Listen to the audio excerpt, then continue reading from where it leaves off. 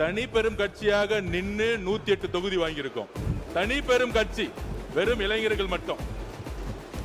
23 கட்சி கூட்டணி இல்லன்னு நினைச்சுக்கோங்க. திமுக 10 தொகுதி ஜெயிச்சிருக்க மாட்டாங்க.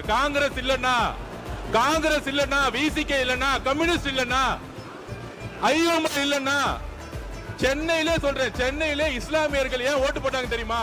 பிசிகேவும் காங்கிரசும் ஐஎம்எல் இருந்தாலும் இஸ்லாமியர்கள் ஓட்டு போட்டாங்க சென்னையில. இது வரைக்கும் திமுக 62ல இருந்து நானும் பார்த்துட்டு இருக்கேன். பெரிய தோல்விகள் சென்னையில இருந்ததே கிடையாது. ஆனால் தமிழக வெற்றி கழகத்திட்ட 14ல 14 தொகுதி தோத்துருக்காங்க. 14 தொகுதி.